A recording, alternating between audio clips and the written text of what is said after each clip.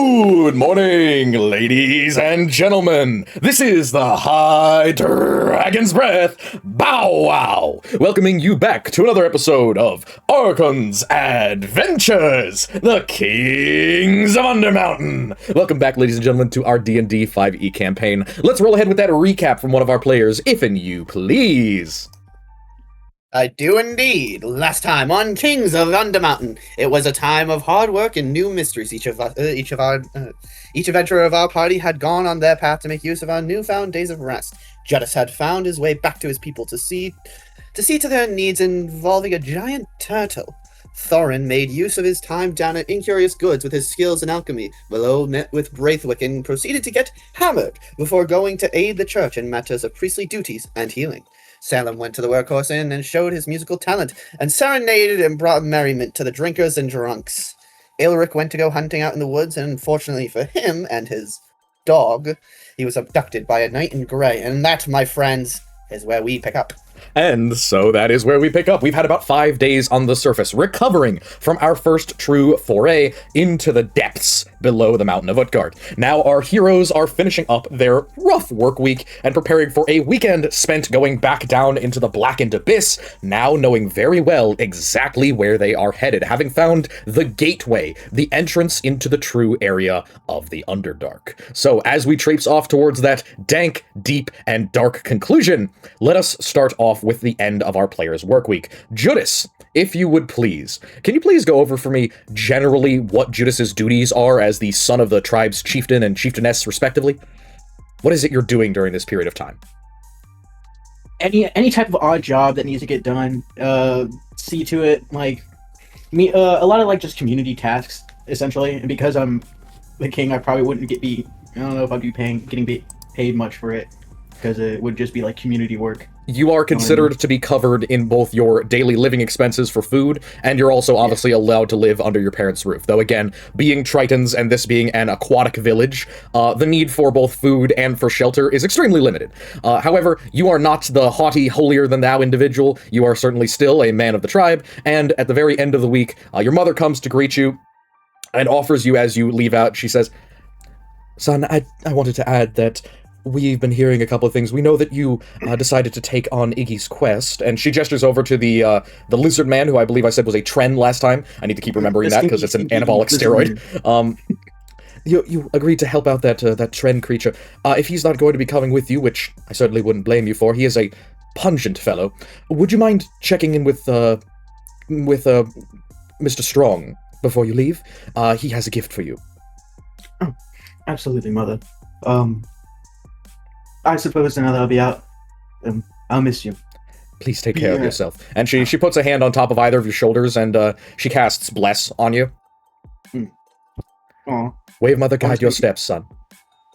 All right. So, thank you. Apologies, I keep interrupting you. I'm sorry. You're good. Now, as you go over, Harold hands over to you an item. It is, as a result of working with the tribe, you have received the Font of the Deeps. Now, the Font of the Deeps is a relatively complex item, but it is pretty simple to understand for you. It is a conch, a large water-filled conch, that one time releases a huge burst of water, equivalent to a third-level spell, Wall of Water. Okay. Could you just copy and paste that to me real quick? Yep, absolutely. Thank I will you. copy and paste it to you after the session or when we take our first 5-minute break, okay? All right, great. Essentially, it's a shell that gives you a single cast of Wall of Water, the third-level spell. All right? Okay. Damn, that's pretty good. It is. It is pretty good. Wall of Water is the lowest level wall. Is there anything else that Judas would like to do before you guys head to the Workhorse Inn? No, I'd be off. All right. Back into town it is for Judas. We move on, then, to our beloved Thorin. Thorin, you've been working alongside Araka for the last week, and you've begun to develop the opinion that this woman is possibly one of the best business leaders that you've ever been around. She's not only a really, really good boss in terms of paying you well, paying you on time, but also she's as much of a teacher in alchemy as she is a good leader in terms of the business. And you turn a very hefty profit over these couple of days. So by the time that you're about to close up or open up shop on the last day of work, she comes around the corner and waves a hand for you to come up to the next floor and says, "If you don't mind, I've got something for you to take with you." Of course. And I walk up. the meter. Yep, the upper floor of the building is, as the same with Curious Goods as with Incurious Goods, a storage room. A lot of the stuff in here is kind of mothballed equipment and gear. Much of it is of a naval or a ship-related conscience from vessels that have been broken up and used to, say, create the village of Greenfoam. A lot of their solid goods, clothing, sailcloth, repair kits, things of that nature, have just been left behind, and Incurious Goods was kind of built around this bulk central storage area that now makes up its second floor. Archon, on the other hand, has carved out her own little corner of this second floor into what you would now well know is a more complicated alchemy station than the little hobby spot that she has set up by her desk. She walks over to it and sits down at a desk, again, as is her wont, clomps her feet up onto the desk, and points to a series of vials, and points them in sequence and says, "All right, you've done a pretty good job, and I won't say that you've been a waste of time and energy. So, since you've learned so much, I'm going to give you the opportunity to pick one of those to take down with you, and if you come back, they'll still be here for you if you want to work again." Oh, mine. Well, thank you. I think that was a compliment. About as good as you're going to but get. I appreciate it. Yeah, so they're, as follows. Just pick whichever one you think is going to be most helpful. And she explains, I will explain out of character because it's quicker. There is the following potions that you get to pick from. Shadow Asp Syrup, which gives you the ability to mimic the spell Gaseous Form on yourself for up to 10 minutes. Stone Pudding Oil, which puts armor on you plus 2 AC until your long rest. Jellied Stun Jellyfish, which is a deployable trap similar to a Glyph of Warding. Whistling or Whip Sting Wrap, which is a single-use blade extension. You get +1 to your hit and damage, gives your weapon a 10-foot reach, and changes all of the damage from your weapon to poison damage.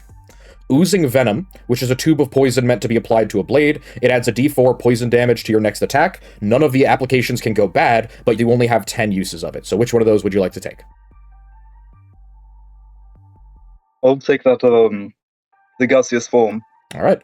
She hands over the Shadow Asp Syrup and says, "Oh, by the way, if you find anything that is, of decent alchemical quality, bring it back and I'll think about helping brew up some more stuff. Again, make sure you actually check it's worth something. I'm not interested in rotting eyeballs and tongues that have been down in the Underdark for months." Oh, yeah. Yes, of course. Great. Good luck. Don't get killed. Thank you. I'll do my best. All right. Is there anything else that you would like to do before you head back to the Workhorse Inn at the appointed time? No, I think I'm good. Okay, sounds great. Now, on to the Workhorse Inn. Now, Salem, a couple of things have been going on that are a little bit fishy about the Workhorse recently. Most prominently, Jamie is here. And Jamie is here pretty consistently. Every day for a couple of hours, he comes into the Workhorse, and he shoots dice and gambles with some of the patrons. You notice that he's been consistently taking away a pretty sizable sum, and even though he's covered in room and board, he seems to also be coming in with a very consistent amount of money and then winning more every time. So either he's a very consistent gambler, or he has some source of dough other than that. However, on this particular day, as you finish up a set, he sits down in front of you at the customary spot where you've become accustomed to sit during your short breaks that Jericho Dial affords you while you are playing your music, and he kind of raps on the table really quick with his fingers, go quick. "Hey, I have something for you. I've been building up a bit of a purse, and I thought, it might be a solid idea for us to, pay you back a little bit, since I know you don't get a lot of tips at this place, and, what you do get sometimes gets cut into, so here, I think you could make use of this. I bought it off of the import stand." And he hands over to you a beautiful, handcrafted violin. It's got several different very interesting pieces to it, but you can also see that this is a well-loved instrument. It's oiled, and it's cleaned and planed, but it's also obviously been used. It's not out of tune or anything, it's well taken care of, but it is, let's say, a veteran violin. He kind of looks it over for a moment, kind of gently appraising it, and then proceeds to kind of get it in, a position so we can test out playing it a little bit. All right. Roll performance for me, and since this is a +1 violin, you may add +1 to your performance rolls with it. Oh, ooh, okay. Yes, this is a +1 instrument. Okay. There it is. It does not affect your spellcasting, but it does. So that's a 26. I'm so glad that that's the one on the left. Yeah. The other one is so you can, as you're playing this, and the beautiful,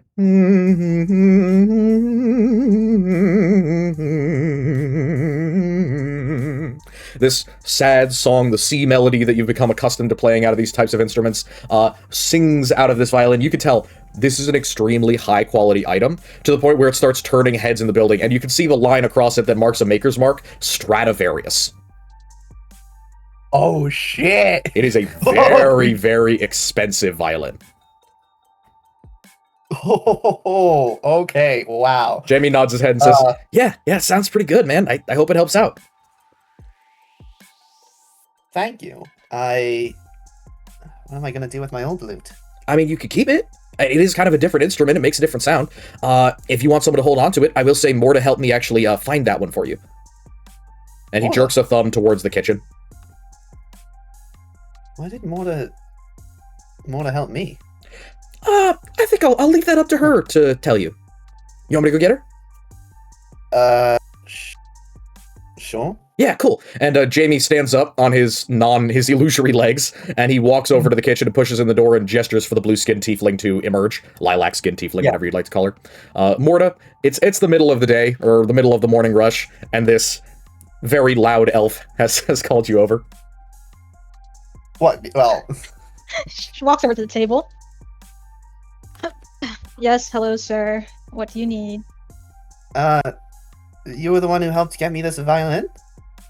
Oh, well, yeah.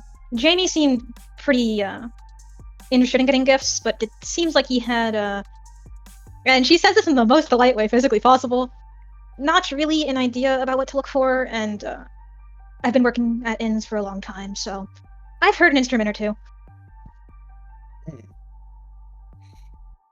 Well, thank you. It's extremely well crafted. Could I get an insight from Salem, please? Yes, sir. Insight? That's flaccid 20. Even with how well Jamie has been doing, and with Morta helping him pick it out, you would be shocked if Jamie was able to afford this on his own. Jamie. Yeah? How were you able to buy this? Oh, well, Morta, we went 50-50 on the initial cost. How much did this cost? And he, like, looks over at Morta and, like, makes a little eye motion of kind of subtly attempting to say, like, how much are we pretending like this cost again? DM, cut. One moment while I look this up real quick. No, you do not have to look it up. Essentially, you can just say anything within the, like, 10 gold and below range. Yeah. I just wanted to, get the modern value. No, do not convert the modern value to gold. Fuck off. We're not doing that. No, I am the it was wrong of me. Now. It was wrong of me to even mention the name Stradivarius in character. No, but it's funny to me that there is just an adjacent random guy. It's a real dude. They sell for original Stradivariuses are like multiple millions. Like that's not a recoverable art form. Drop it? Yeah, this is like top of the line shit that they got me. Yeah, Salem is extremely confused. In all honesty, DM. Yes, an original Stradivarius can be like 20 million, I believe. Jesus. And as we get back into character, my apologies. Salem, Morta, go right back to it. It was 15 gold. 15? Only 15? It seems used, but... Yeah, we got it at a little bit of a discount, because the nice lady Erica, well, you know, she was really friendly, and also, she seemed to want to get rid of it for some reason. She wanted to get rid of it? I don't know, that's what she said at least. Or she kind of implied as much. I'm the one who bought it. Morta just fronted and let me know where to get it. Did you tell her that it was a gift, or what? Yeah, I told her who it was for. Huh. Well, I told her your name. She might have known who you were. I'm not sure. I mean, we did meet once. Well, there you go. That seems like a good reason to give you a discount, right? Yes. Plus, if you don't use these things, they tend to fall apart. I mean, I can definitely see that this has been used. Yeah. Yes. Well, there you go. Just don't look a gift horse in the mouth. And if you want to go say thank you to her, you absolutely can. I mean, if she's willing to cut you a deal for one thing, that probably means there's other things that you can get for cheap. That's what I've noticed, because I've been buying some stuff around here too. And he holds up his arm, and you can see that Jamie's bought like several cheap like show jewelry, rings and armlets for his upper arm and forearm. Yeah. He's got some bling for his hands and wrists. It's all cheap Well- stuff like pewter, silver, and things like that, but it's nice. Well, maybe I'll have to go talk to Erica. Yeah. Eric's the one at Curious Goods, and then Arika's the ones at Incurious Goods. That's where Thorin's working. I went over there a couple times. It's not much good to buy, to be honest. Right. Right. Yeah. So Kind of stows it away. all right. So if that is it for you, I will move on to the last of our party as the remainder of them enter, and we can get back to the workhorse in just a few seconds. We come to the last day of Mallow's work at the Temple of Images. Now, Mallow, the vast majority of your work at the Temple of Images has been frustratingly menial. It's been a lot of cleaning and polishing, buffing, and anointing. Like, you do a good deal of the everyday labor that is just required to keep the place consecrated and clean. And on this, your last day, when you're finishing off with some of the doors, the only other helper for the manual labor, Brother Matthew Rhett, comes over and kind of palms you something real quick, along with a cup of water. Thank you, Matthew. Yeah, man, it's a shame to see you go, but probably get more done down there than you are up here, right? That's from storage. Might do you some good. And the thing he hands you is a bright golden phial of glass. It looks to be about 6 inches long by about an inch wide. It looks like an ampule or some sort of beaker tube, but it is giving off an intense white light. Holy water, by chance? Yeah, I wish. No, this is a lot worse. Are you familiar with Alchemist's Fire? Oh, roughly, yes. Yeah, consecrated Alchemist's Fire. It's Oh. more holy light than flames, if you get what I'm saying. Plus, gives off a shit ton of light. Is Matthew right next to him? Well, no, Father Adolphus Rhett is nowhere to be seen. This is just Matthew. Oh, yeah, I was asking if Matthew was kind of close to him. Yeah, he's like right next to you. Just handed you the thing. He'd basically give like a polite tap on the shoulder and say, "Thank you, Matthew. I'll put this to good use." Oh, Good. Glad also, to hear it. It's not safe to swing around or anything because it's designed to be thrown. Fair. But I've seen a lot of. I know there's some things deeper down there that would definitely not like this, and I can use that to my advantage. Oh, Yeah, exactly. also- It's designed to help with things that hate the light. Yep. Also, I did keep in mind. I did keep in mind what you were talking about a while back. I might be able to help out a little. You see, Mallow take out at least at least one gold piece from his thing and say, "It's not much, but at least it's a good start." Matthew nods and palms it, and you notice his eyes flicker backwards into the Temple of Images, clearly making sure that they're not being watched. I know you don't entirely want to be here, but in a way, I'm glad that. I know you don't want to be here, but it's good that you at least are trying to make things work. I understand that you don't. Look, Mallow, a couple more of those, and I'm just gone. It's been fun, man, but if you don't see me when you come back up, you know I got out. You know I'm not the only one who's trying to leave. He's trying to leave too? Oh, no, not him. I couldn't give less of a damn, but, there's other people. You know that other young guy who works down at the smithy? Oh, Mada, yeah. Yeah. We were thinking about buying a small boat and trying to get back to the continent, or maybe trying to make our way to Chult. We weren't sure. You'd see Mallow would kind of phrase it in a different way. If you make your way to Luskin, there's a guy there named Francisco. Tell him, just insult him as much as you want. He deserves every second of it. Sure. I'll take your gold and tell someone to get fucked. Happy to do that. Thank you. All right. Well, if you're ever in Lantan, or somewhere near the islands, if you don't see me, that's where I'll be. Fair enough. All right. You have a good one now. It's been a pleasure. Been a pleasure, Matthew. Okay. For your DM to the player, which very good, by the way. For your DM to the player, do you have a D4 inspiration? Yes. Okay. Don't worry about it then. This item, the Holy Fire, which is not Holy Water, it is Holy Fire, does 3d6 radiant damage in a 10-foot radius, and it lights creatures on fire for a d6 radiant damage per turn for either 10 turns or until they use an action to put themselves out.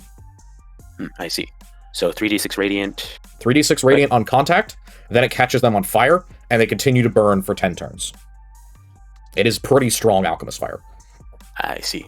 All right. Anything what's Mallow the wants to do before we get back in? I will hand wave for now that somebody goes and buys supplies from the market. Is that all right with everyone?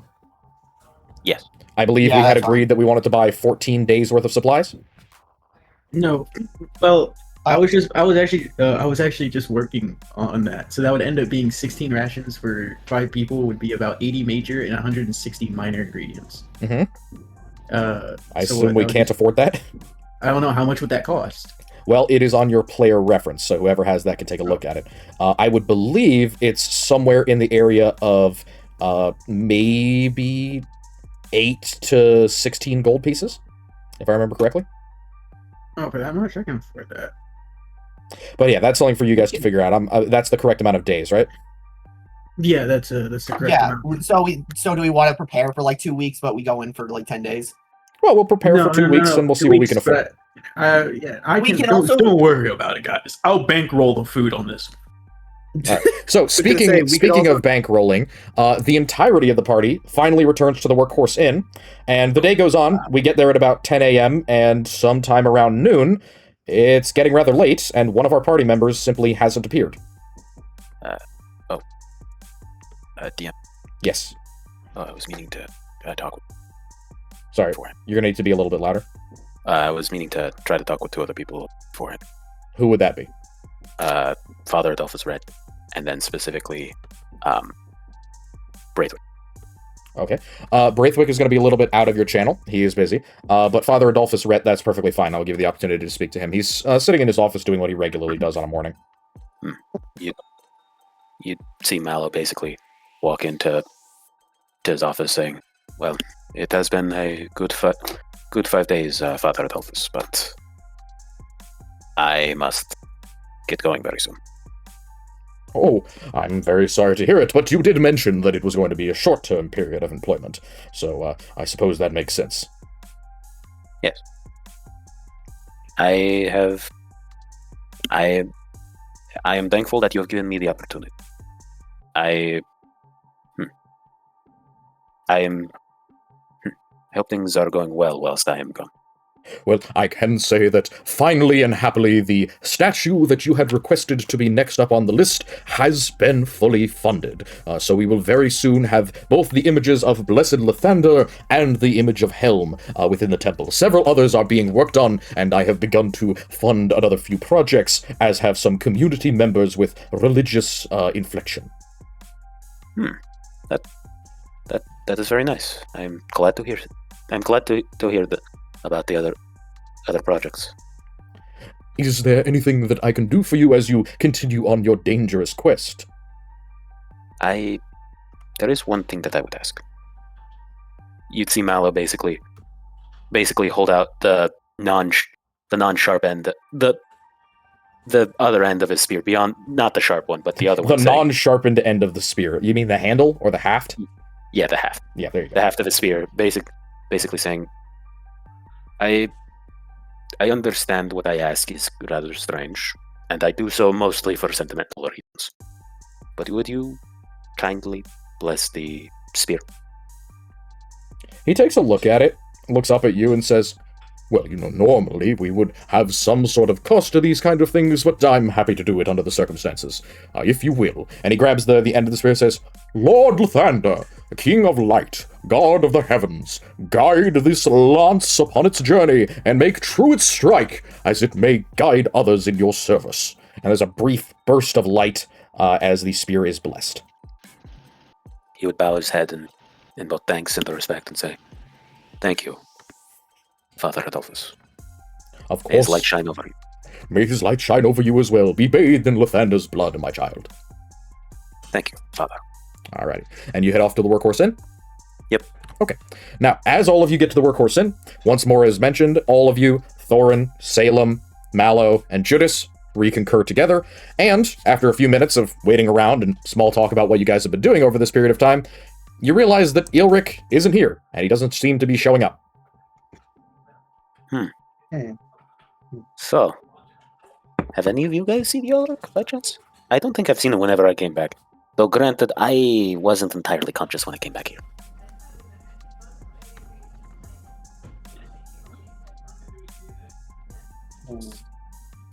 Yeah, I haven't seen him. Don't think he just left. He wouldn't have just left, would he? I don't really care. Surely you don't say. Surely you don't mean that. I mean, he should be back. I am getting a bit concerned. It is about noon. You guys agreed to meet at 10 a.m. Well, If he's flaked, he's flaked. it seems rather strange for him to flake now, and then not, and after all that, and make these plans. You know? Look, at best, he's a work friend. He's not anyone I really truly care about. So if he leaves, he leaves. I can understand that, but at the same time, we did make this plan previously. He was here for it. He was, Yeah. wasn't he? I agree with Mello. It seems rather odd that he would just dip now. It's not like he had cold feet before. He went in with us, came out, seemed just as eager as the rest of us to get back down to there. But I did take things in mind to prepare. I have at least another 4 days of rations on me from hunting. Oh, guys, don't worry about prepping for food. I've bankrolled I've bankrolled 16 rations for each of us. Lord almighty. So Just checking, how much gold is that? Just checking. I could not find it anywhere, but you said the player thing, but I couldn't find it in that. It's a silver. It is a silver piece per major ingredient, Okay. and it is 5 copper per minor ingredient. All right. So I will make that distinction right now. After, as you're checking that monetary thing, Jericho Dial, the proprietor of the Workhorse Inn, get to me after it for a second, okay? how many copper? Jericho Dial, the proprietor of the Workhorse Inn, walks over to your table and hands something to Mallow. He says, your friend showed up a few days ago, handed this off, said that you might want it. And it is a very poorly handwritten note in Draconic. Huh. Well, anybody here know what this says? I have no idea. Can I take a look at it? Yes, the wording runs as follows. Eorn sunik kag selam.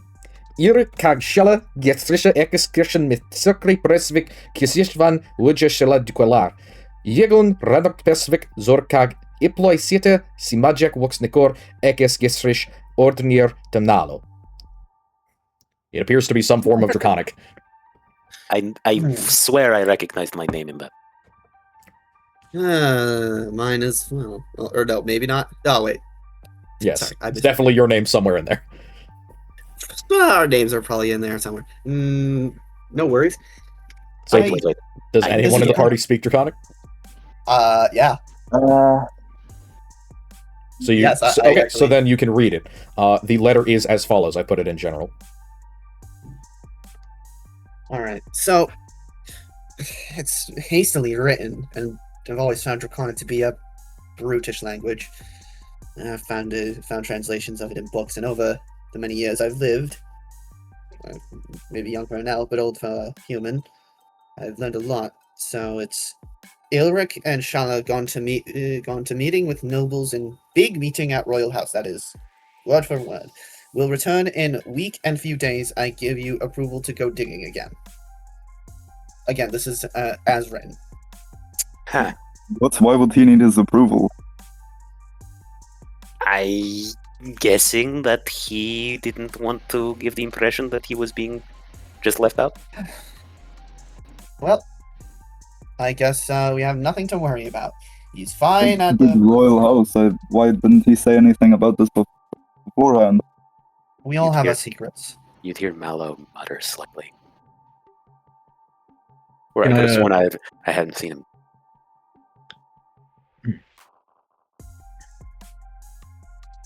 What is the... Mallow, you figure that if this was sent a couple of days ago, it was probably after you met with Braithwaite. I see. Well, Yeah. that does make Right. sense. I'm guessing it. I guess we just head on without him. It's not. If needed, I can carry whatever you needed him to carry. It's okay. I'll it just might split it. I'm just splitting it amongst ourselves.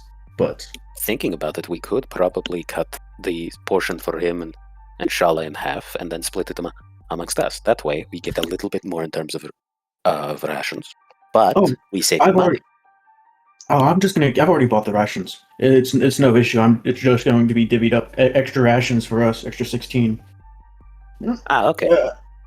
Well, perhaps that is a bit. Much for. Well, an extra 16. I can carry mine. It's an I extra was 3 thinking. days worth for.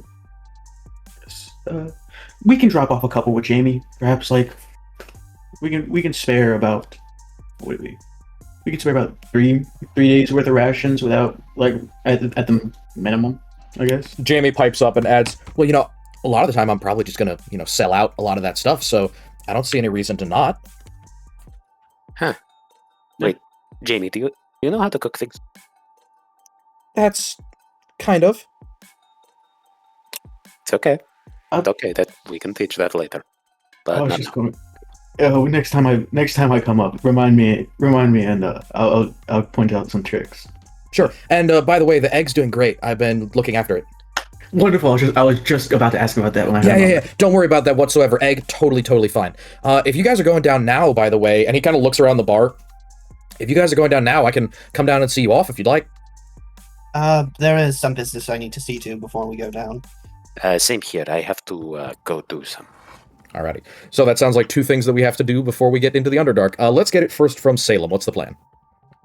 He's gonna grab his old loot and bring it to.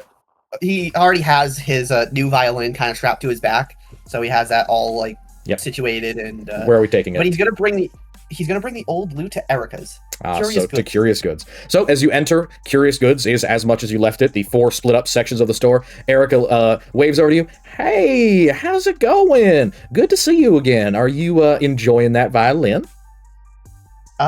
It's a beautiful violin.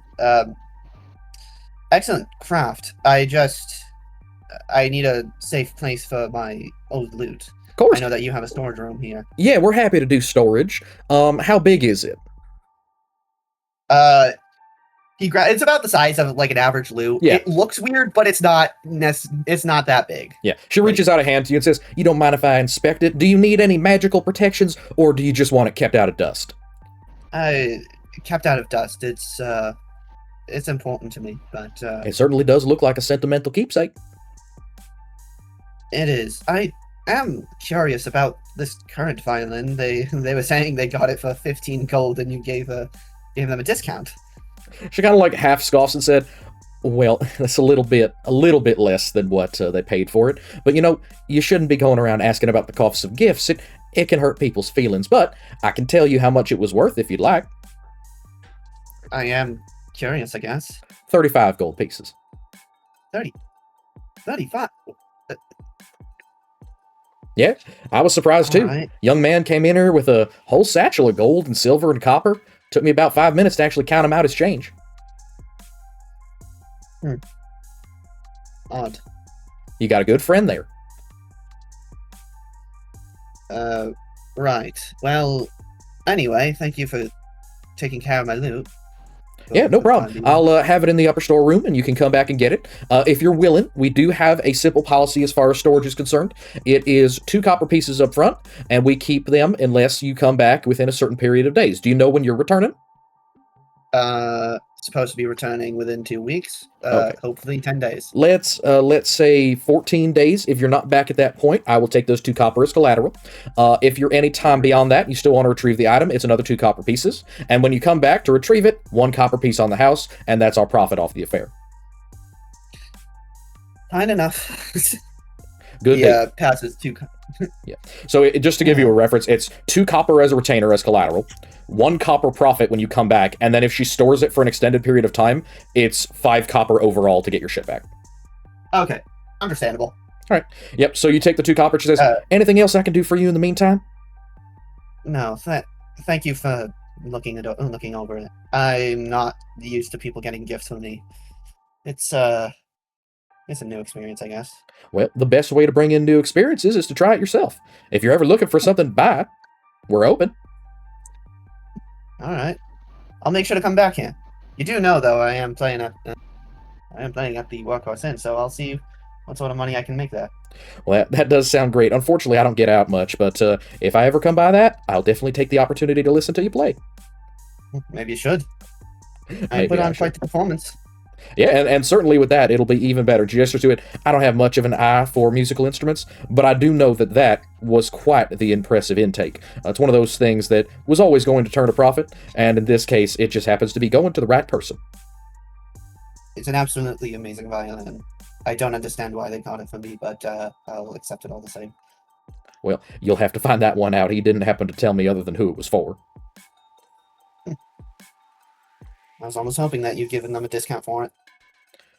Well, I do have to turn some amount of profit, but on that item it wasn't too much because I knew I didn't have to push it too hard. I got it for a bargain price. I guess I shouldn't be surprised. You do seem to have a financially intelligent one. Well, my sister's business dealings are often just based on how well we do at Curious Goods as to how well Incurious Goods is going to do. You know, we do offer barter for some things, of course, and resale and pawn, so she often gets the majority of that stuff, and, you know, people sell to us and they buy from her. Alright then. Well, I hope to see you in about 10 days. Take care now. I'll see you in a fortnight or so. Alright, is that it from you? Yep, he leaves. Okay. Was that the only thing? Can I go to Mallow now? Yeah. Okay, Mallow? Mallow would slip away for a bit to go to the royal apartments. He would knock on the door to try to see if he could. Are we going to the royal apartments, or are we going to the administration building where Braithwaite lives? From what he understands, Braithwaite is very busy. He was thinking perhaps he could try to find anybody. Anybody else part of the royal family who you could talk to? Yeah. Yeah, for sure. So as you show up to the exterior of the royal apartments, I will just keep it on this slide. Yeah, because I don't actually have a slide for the royal apartments yet. I will get that soon. As you come up to the royal apartments, you knock. You're let in by one of the guards who recognizes that you're on contract. And a elderly, kind of grave-looking dwarven man walks out and walks over to you, kind of very unconcerned, very, very professional looking. He kind of looks like, you know, a Jeeves or an Alfred type. Very, very, like, classic butler with full suit and everything. And he bows and says, "Marcus Wells, at your service. How may I assist you?" And as he looks up, you can see that one of his eyes is a glass eye. I am Malo de Leon. Before I venture down, there was something that I needed to address to either Braithwaite or any other members of the family that is a part of the current situation in terms of Utgard. They are referred to as the royal family. My apologies for the... You can also refer to them as the royals of Clan Cord, as that is also an accurate term. He seems very, very fastidious about the name. I see. I have some information that may be that is of value to the royals of Clan Cord that may assist in their current situation, and one thing that should be kept in mind. Very well, sir. If you have a message, I will be glad to pass it on to the mistress directly. I see. In regards to one of the things that we found in Utgard, or in the Grey Zone, specifically, there is a town of lizard people known as the Asami. They have, from what can be understood, a concept of basically monetary exchange and trade. So, this in mind, especially in regards to how they've been talking about the imbalance between exports and imports. If they can send a representative down there at some point, you might be able to get more goods from the Underdark in a very reliable fashion. He pauses for a second at that. Could you give me a persuasion? All right.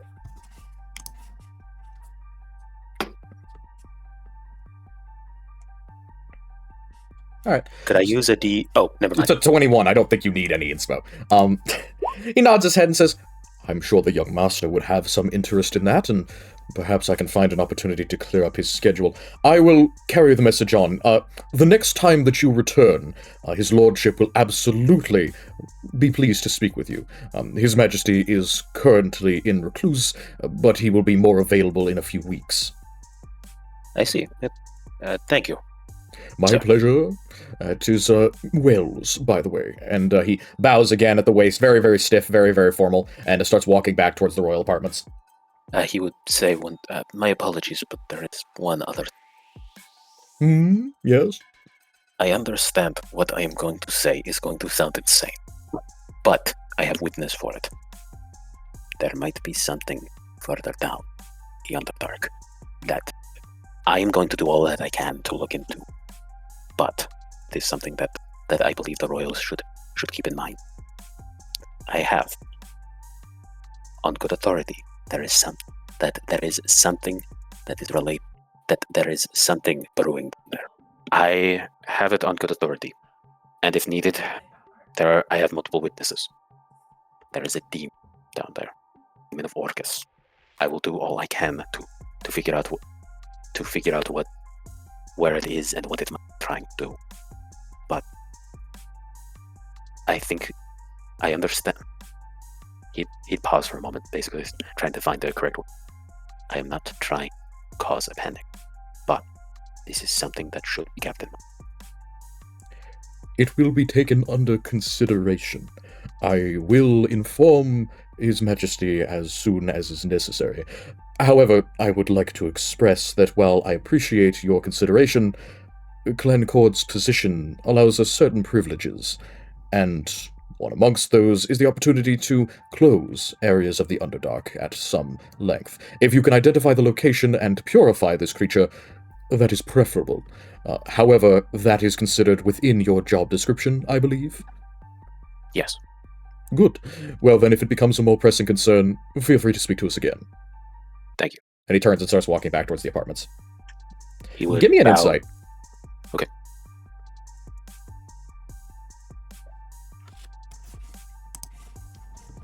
17. He seems, this guy, Marcus Wells, who is supposed to be like a servant, one, doesn't carry himself like one at all. He's like an old enough guy. He's kind of like that janitor who's been around for 40 years and has kind of given up on the whole namby-pamby thing. He's still very, very serious and very, very formal, but he's not glazing and he's not throwing up his hands. He's very much like, yeah, tell me when you have actual real information. And the other thing is, even when you say Demon of Orcus in the Underdark, he seems 0% concerned.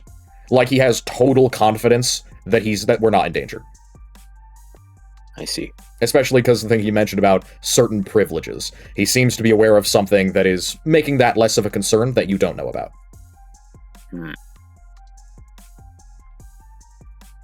I see. Alright, so is that the last thing that you have in the royal apartments? Yes. Okay, and you back out of there again. Is that the last thing that we have before we head down into the Underdark?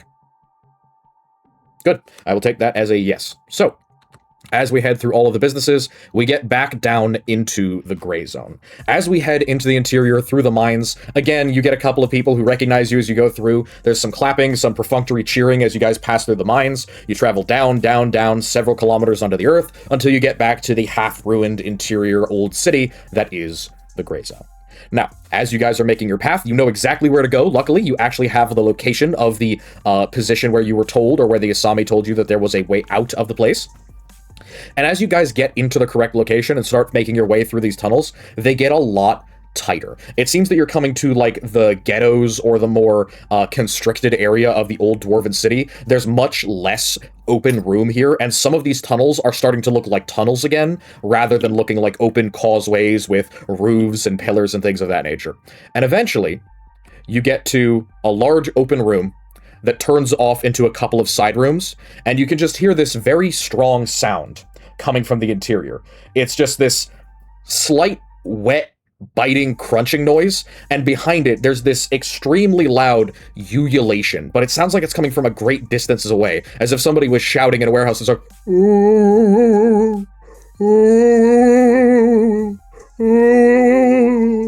And as you guys turn the corner, you can see a terrifying sight.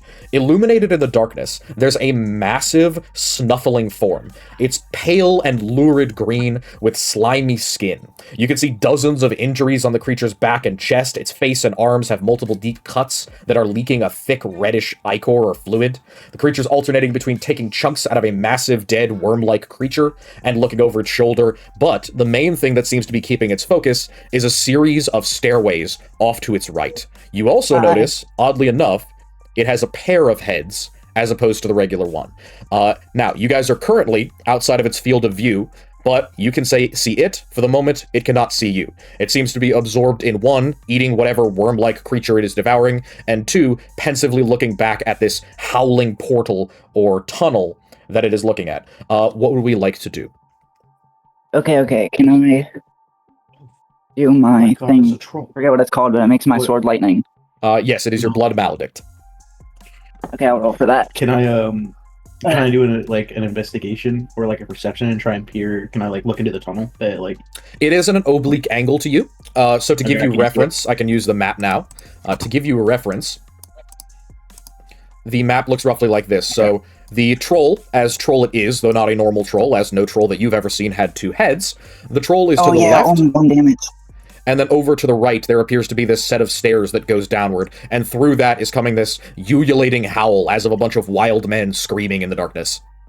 Okay. In addition to that, could you give me a perception check, Judas? And Yeah. if anyone else wants to give me a nature check to figure out what this thing is, you totally can try that as well. It is a disadvantage, though.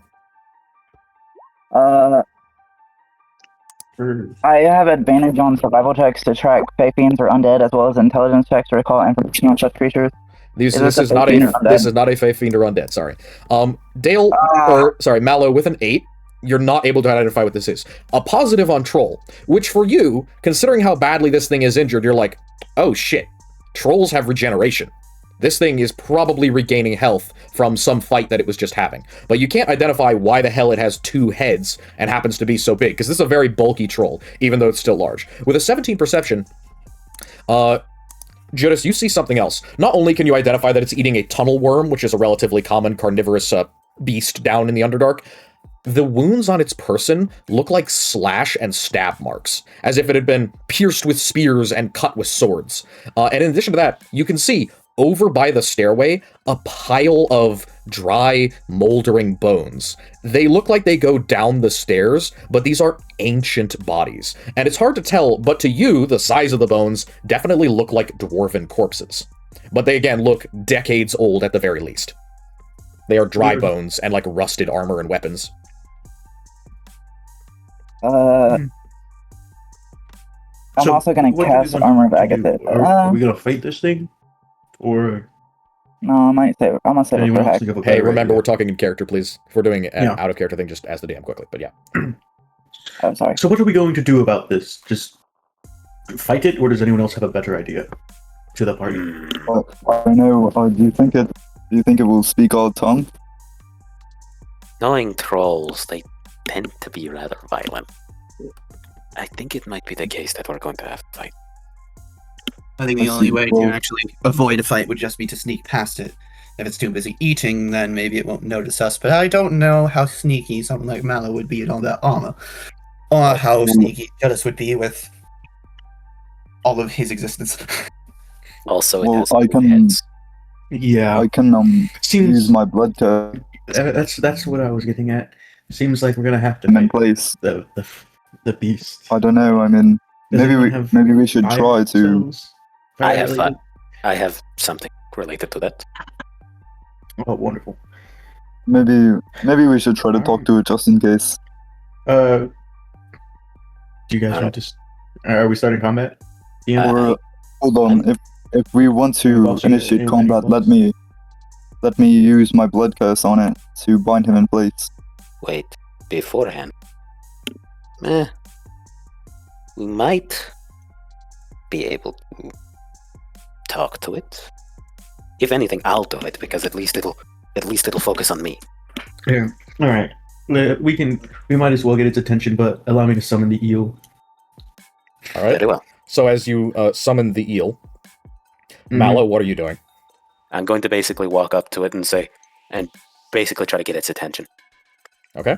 It only takes you walking like a few feet into the room for one of the heads of the troll to snap towards you, the other one very quickly following, and you can hear a very brusque, slimy voice say, "Do you speak Giantish?"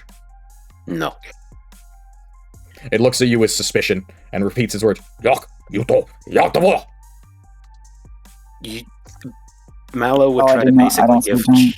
give a gesture saying, "I know hurt. You okay?" What is the gesture for "I know hurt," Mallow? He doesn't know ASL, dude. I A see. peace sign. Yeah. Maybe just like Kobeni getting held up at gunpoint.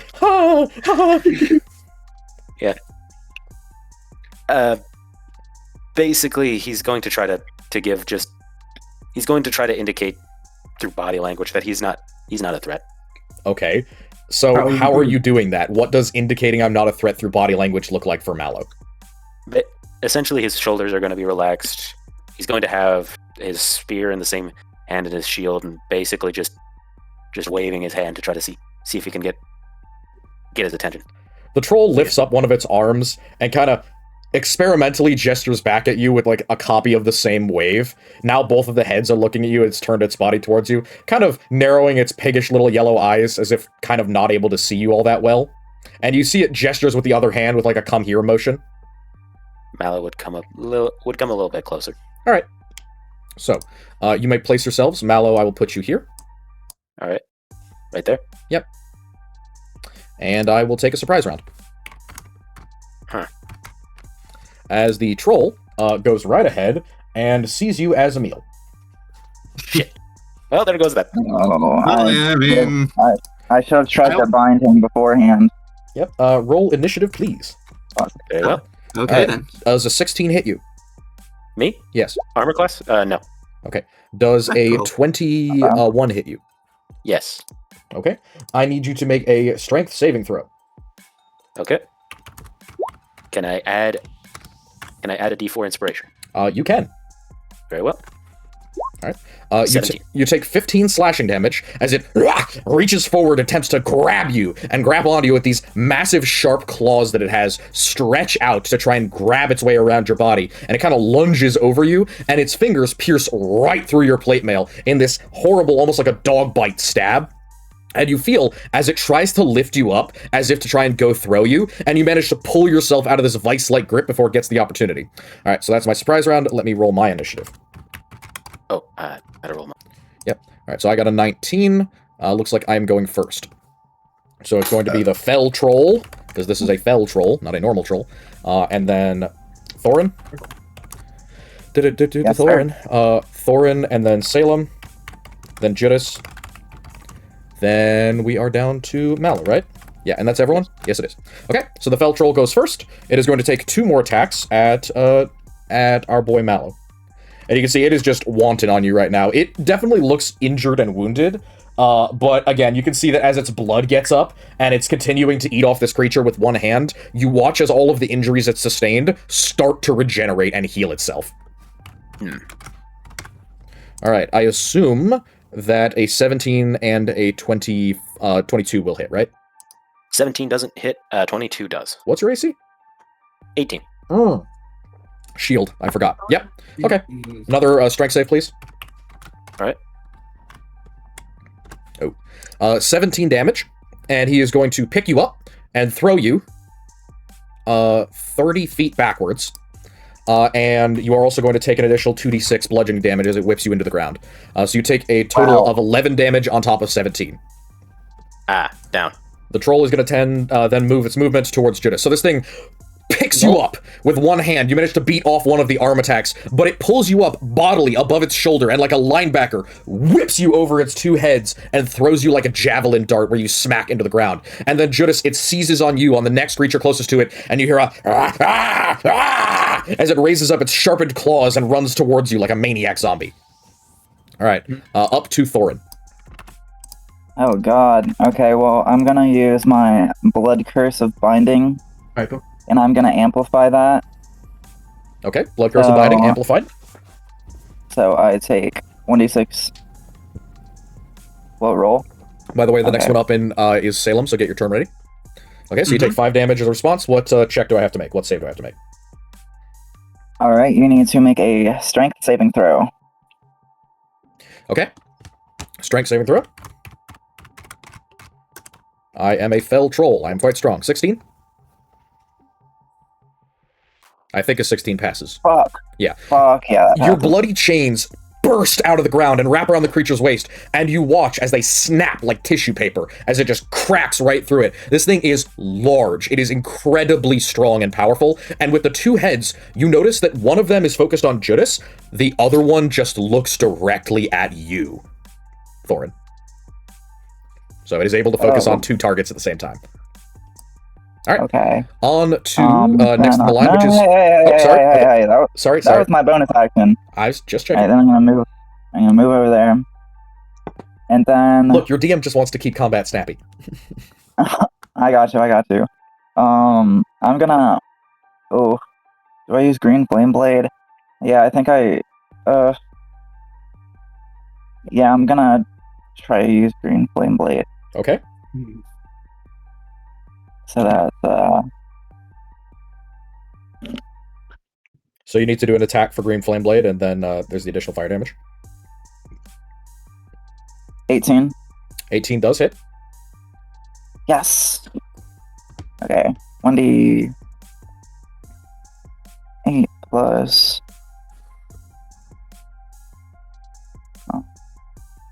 Okay. Yep. Sorry, it's a 1d8 D8 plus... Yeah, you need to configure. I know it's a new weapon.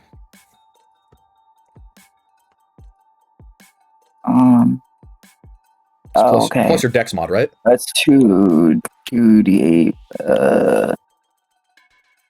Sorry, I have a lot of modifiers. I got you. 25 damage total.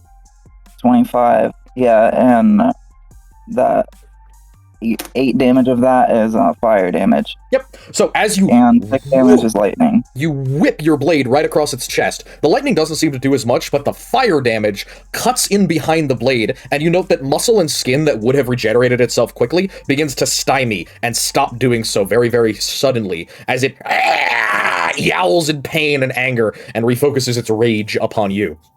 All right, that hurt like a son of a bitch.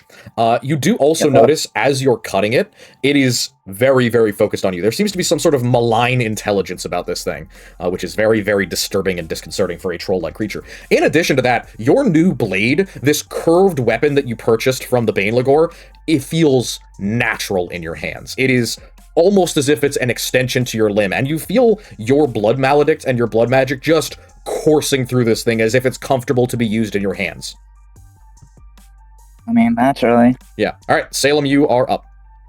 All right, I'm gonna do something a little different because this is seeming a little serious. Things are finally getting to a point where I think I need to use this. I cast Fairy Fire. Okay. Just on the creature, I assume? Yeah. I need to make a dex just like that. Yes, I need to make a dex save, right? Yes. Each creature in the cube is outlined if it fails a dexterity saving throw. All right, 12. I assume that fails. Yeah. Okay. I will mark it with Fairy Fire, which is going to be a little wing. No, Fairy Fire would be better if I put a... Let's go with this one. That's a good symbol. And I will make it a little blue dot. Or I'll make it a purple dot, because that's usually how I see Fairy Fire is purple. All right, he is Fairy Fire. There's a whoosh, a little beautiful pinkish purpley bright light that expands and explodes like a field of tiny little lilac flowers, and it coats the creature, illuminating it in this dark interior environment, making it much easier to see and attack. Mm-hmm. All right, and I think that is... Yeah, that's you know action. what? I'll use a bonus action... I'll use a bonus action hide. Okay. You are currently without any visual cover, and this creature can see very well in the dark. So you will need to roll. Mm-hmm. Hold on. In the meantime, get your turn ready, Judas. Okay. And don't forget your eel. Does a 23 work? Mm-hmm. 23 will work, yes. Its perception is good, but it would need to make a check to get that. Because it has 2 heads. That's actually a really special thing for the Fel Troll. It has some pretty good buffs for having 2 heads. All right. Is that it for you? No movement? Yes, okay. Nope, that should be it. Yeah. Judas, you're up. All right, first things first, I'm going to cast Enlarge on my eel. On your eel? Okay. So, Mallow, do me a favor. You are up next. Jesus Christ. Go for and then, saving throw. So you want to put it here? No, you're up next. You're not up now. Oh. Yeah, and then I would do... What can you do? You can do two multi-attacks? So You only 1d8 get one. You only get one multi-attack. but you get- multi-attack. Yeah. You get 2 attacks, okay. Mhm. Yeah, 20 plus 4, and... Okay, so... Let me roll. Damn, Neither of those terrible. are gonna hit. Sorry. Never mind. All Okay. right. The eel That's comes my in turn. and is unfortunately unable to pierce this thing's thick, rubbery hide. You are up yourself. Can I, like, take a defensive position with my bonus action? Because other than that, no. It takes your action to give an order, so you have a bonus action left. So no, you can't really do anything. Is it Yeah. using your concentration to summon your little spirit here? No, it isn't. It is a... You're I using think it's concentration to enlarge it. Yeah. Got it. All right. If that's it for you, it's back up to me. So the troll, enraged, furious, now very, very fairy fired. Which, by the way, you should have advantage. So we'll consider that first one a fail. You can roll another 2 because you have advantage because fairy fire. Oh, I do? Yep, fairy Okay. fire is advantage on attacks against the creature. That 12 plus 4. 12 plus 4 barely hits. Nice. That hits. All right. Or well, not barely Ooh. hits by 1. All right. Go ahead and do your damage. What is it? 1d8 plus 4 plus 2. So it's a D8 plus 6. It's a d8 plus 6 plus enlarge gives it An extra D4. an extra d4. So D8 plus a D4 plus 6. So it's a d8 plus 10. Damn. No, it's a D4, not just 4. Oh, you're right. Okay. E8, So 5, d4, 9. 9, and what was it? 4. So So it's a 13. total of 13 damage. Yep. All right. Very good. All right, back to the troll. My troll, appearing in his current location as he is, figuring that these people are going to be a problem, he takes a swing at both Judas and at Thorin, one at each of you. Okay. I skipped Mallow, didn't I? Yes. Go ahead, Mal. Okay. Don't worry. It'll be incredibly quick. Yep. Are you just moving and dashing? No, why, I'm down. why did you just roll a death save? Because that took me down to I have 27 hit points. Oh, you're down. Yeah. Yeah, announce that when you go down, dog. He did. Yeah, Yeah. Oh, you did? Oh, I thought you said you were... Oh, okay, yeah. So he's knocked. I didn't realize that. So you guys watch as he just takes 2 fucking haymakers to the chest, followed by getting John Jones' bones broken, thrown against the wall, and just crumples. So you have 2 successful death saves with a nat 20. And then we move on to the troll. So this is a attack against Judas. It does a 12 hit, I assume no.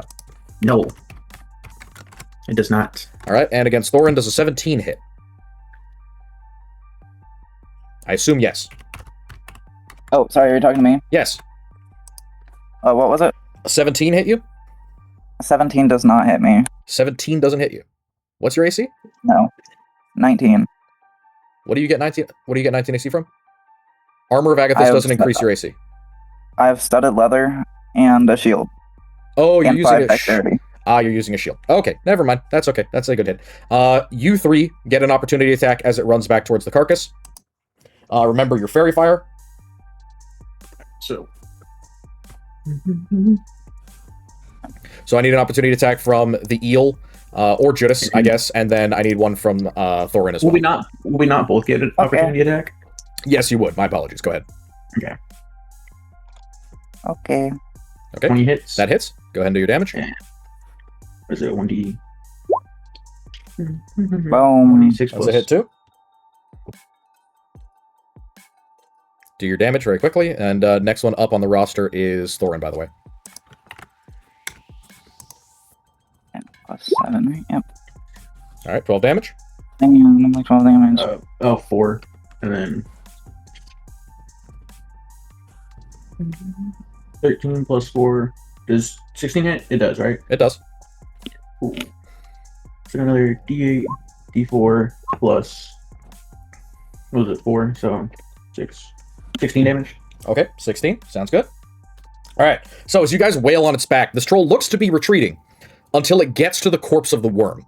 You watch as it picks up the body, and almost like it's squeezing out a towel, it crushes the worm's innards onto its back, and you watch as it takes a massive bite out of it with one of its heads, and immediately its regeneration kicks back in, and it begins to regain health as it feeds off of this What? creature. What? Oh my god, someone burned the corpse. Man, I should have brimming bladed him. So, I would like up from Thorin, please. You're up. Alright, well... I guess I gotta go. Move toward him, and I guess I can't use binding again. I'm gonna use for my bonus action. I'm gonna use hex on him. You're gonna use Hex? Okay. Do I need to make a save for that, or is it just automatic? Salem, you're up next. Make sure you know what you're doing on your turn. It's just automatic. I will mark him as Alright, hexed. next. Let's use the little, Let's use the little eye symbol. That's good. And then I guess I'm gonna green flame blade him again. Alright, green flame blade him again. Alright, please hit. Please hit. Please load. Is it struggling? 17 hits? Yeah. Epic sauce. I know. Wait. 2d8 plus 2d6 plus big damage. 28. Very solid damage. And some of that is necrotic and some of it is fire. Yep, it does not matter at this point. His regen continues regardless. What? Yes. So long as the fell troll is eating, he will continue to regenerate. How do I stop him from eating? Can I make the fire bounce onto the thing he's eating? You could try. I mean, technically it's within 5 feet of him, so Correct. I mean... Yes, correct. So what is the okay. wording of the spell? I believe it says it has to be another creature, right? No. And you can cause green fire to leap from the target to a different creature of your choice. Different creature of your choice. A corpse is not a creature. Well, it is a creature. It's just a dead creature. Yes, but that makes it no longer a living creature. I'll allow it. Well, It's it fine. doesn't say living creature. I It's just know. creature. I know. It's just a weird rules thing. It's okay. Yeah, go ahead. Do your attack. How much damage do you do? It does 1d8 plus my spellcasting ability modifier, which is 6. 8 fire damage. 8 fire damage. You watch as it lashes across the armored carapace of the dead creature, singeing it a little bit. The troll does not seem perturbed. Oh man. It is continuing to eat with one head and fight with the other.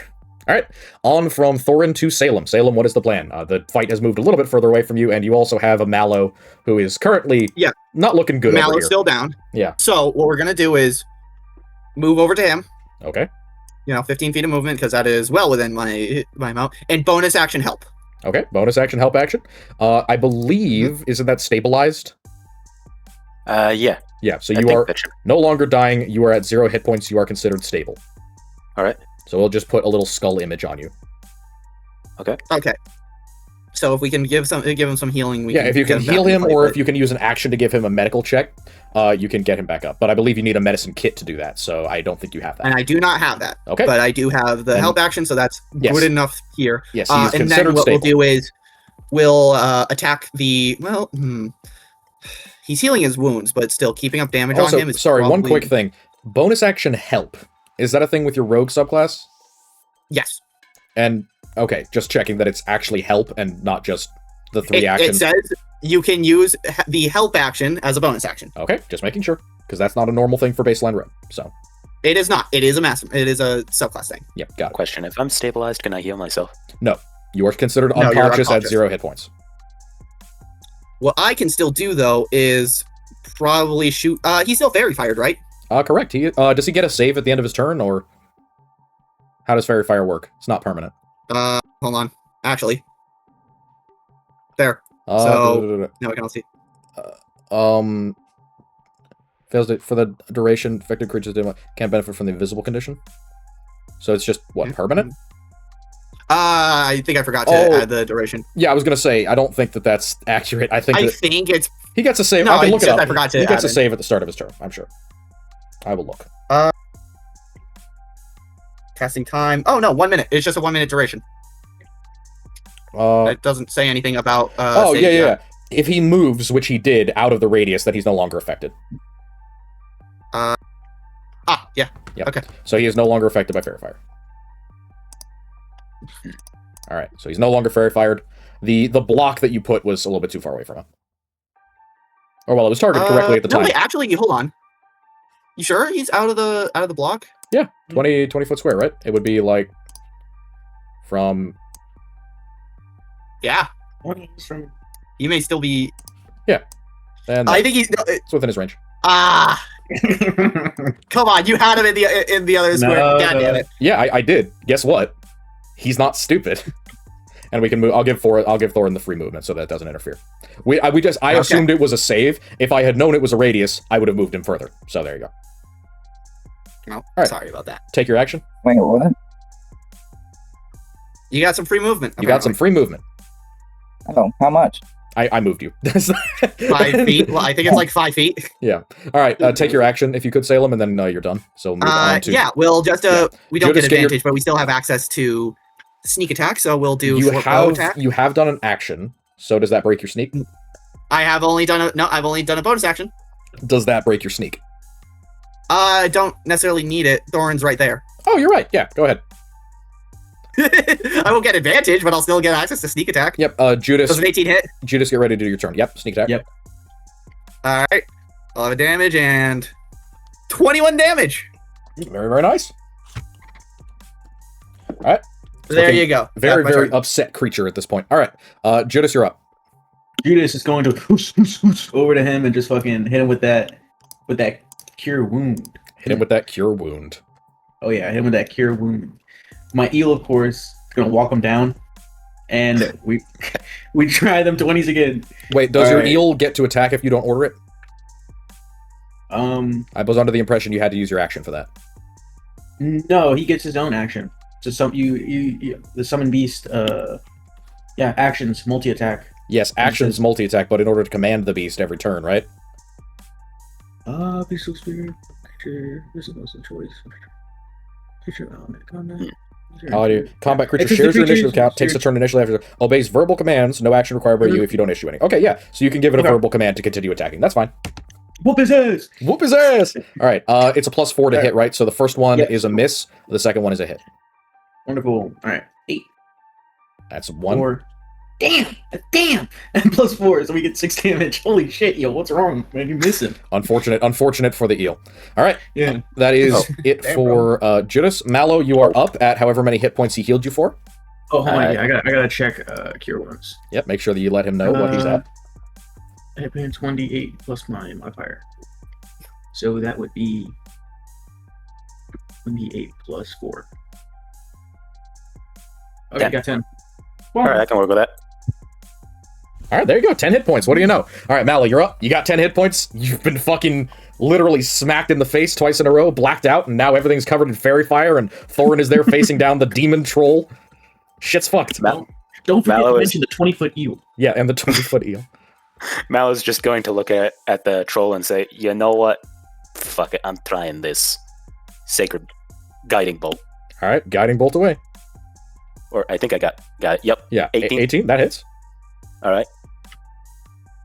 I'm gonna go with a 15. Hey, Radiant. nice. 15 radiant damage. We'd love to see that.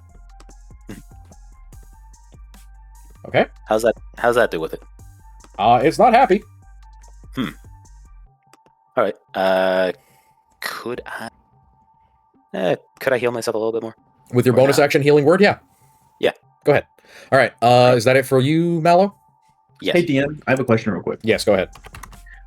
Do trolls turn to stone if they get hit by daylight, or is that No, just this like, is not Lord of the Rings. Okay, never mind. All right. Hey, that's also real troll mythology. Don't hit that with just Lord of the Rings. That's Lord of the real Rings troll- is based on real troll mythology because Tolkien isn't a fucking hack. All right. fair enough. Both of those hit you, Thorin. So I need you to make two strength saving throws, please. 2. Oh god. Oh god. That's not gonna be good, chat. He's about to fucking nuke me. 39 piercing damage from the claws. Yep. 39? Yep. And unfortunately, you can't take falling damage twice. So you take 7 more. So you guys watch. Well, I'm down. Yeah, you guys watch as Thorin just is dueling and this flaming lightning sword again. Oh, fuck, wait. I love how incredibly 1980s Thorin is. Just the crazy lightning sword and the flashing red hair and the wind in the darkness and the crazy, Gandalf fighting the Balrog shadows level thing. And then you guys watch as a pair of claws reach to other sides of the dwarf, clamp around his chest, pull upwards. Randy Savage Undertaker smash Thorin down into the ground and then fucking rips his body 30 feet in this direction, where, just like Mallow, right next to Judas, this boneless jelly corpse smacks into the ground. Just performed a finisher on you. Is he dead? Wow. Unconscious. Okay. I am unconscious. Okay. Yeah, Which- just...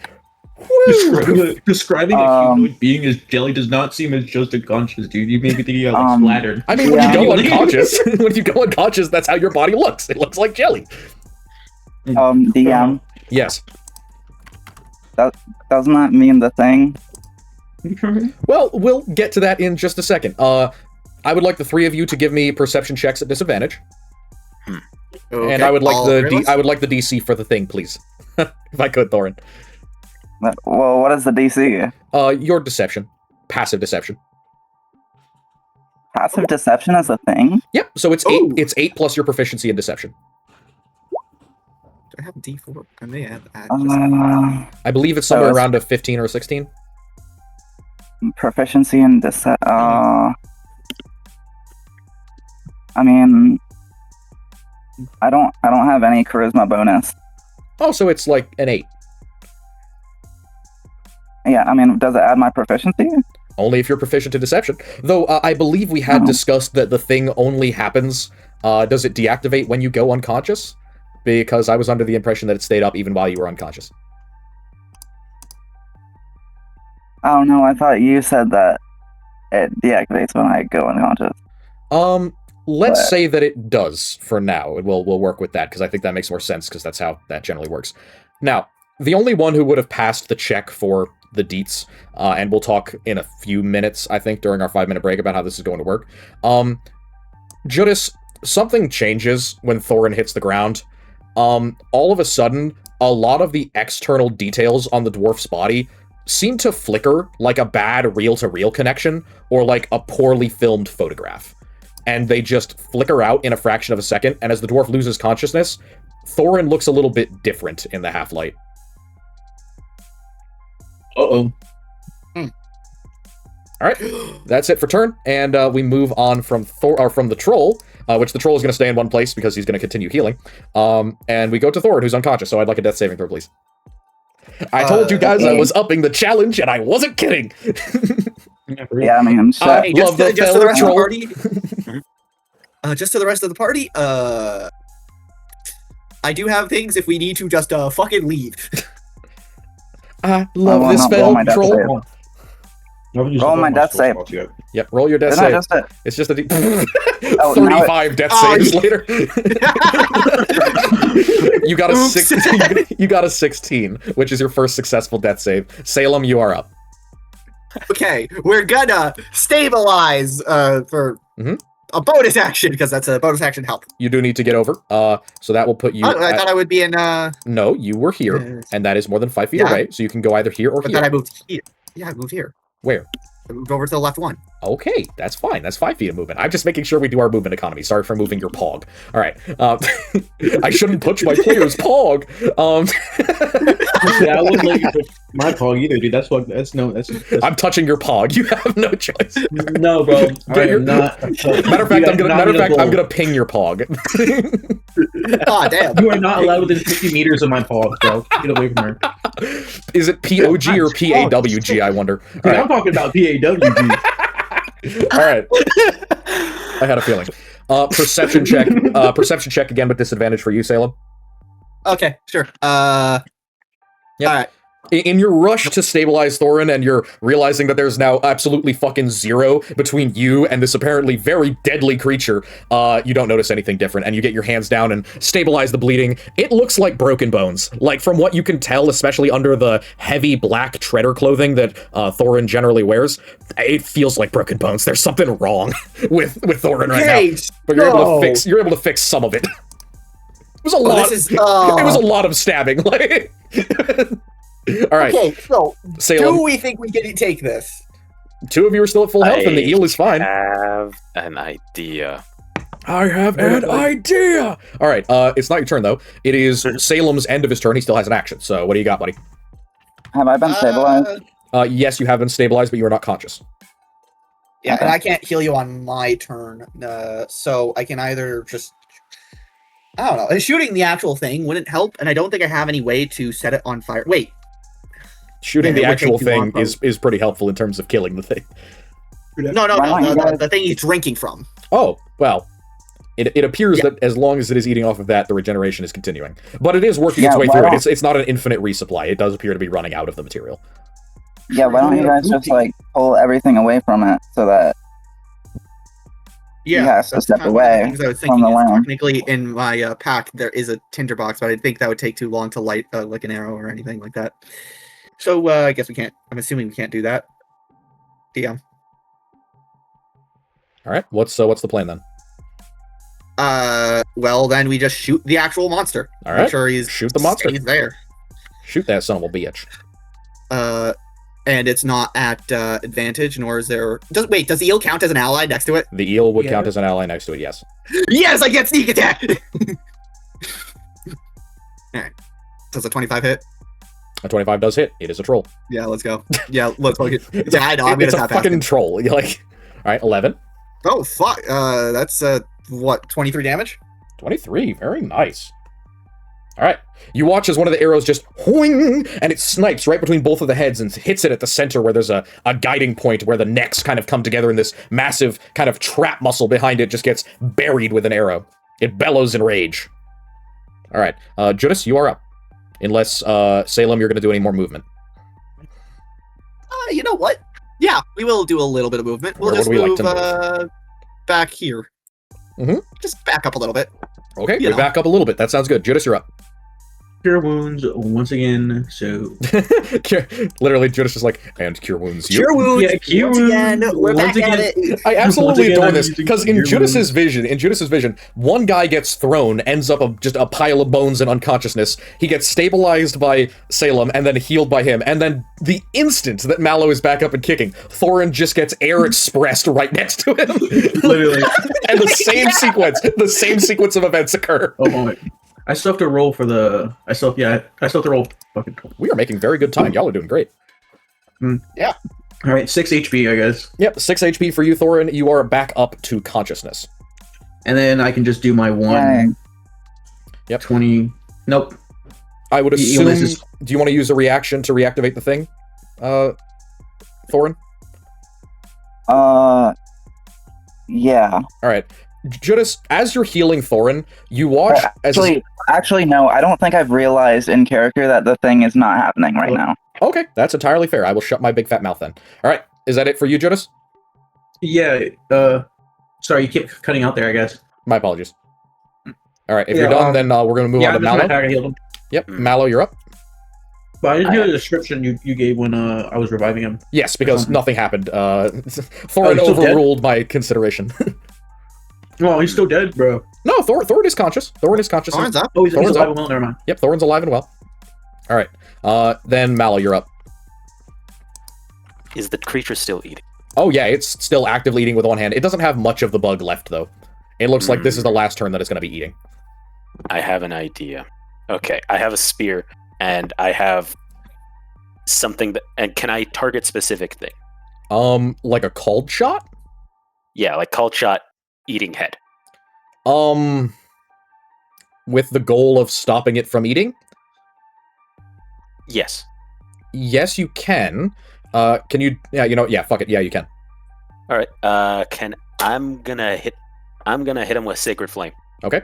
You cannot do a called shot with anything that doesn't have an attack roll. So with Sacred Flame, it does a save, or Sacred Flame is an attack roll. Oh, that one's an attack. You cannot. Huh. If it's an attack roll, you can do a called shot because called shots are at disadvantage. But if it's a save, then you can't do a called shot. Okay. I have. We ball.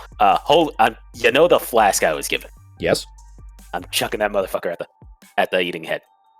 I mean, it's a 10-foot area. You could just toss it at the troll. All right, give me a ranged attack roll with no proficiency. Okay.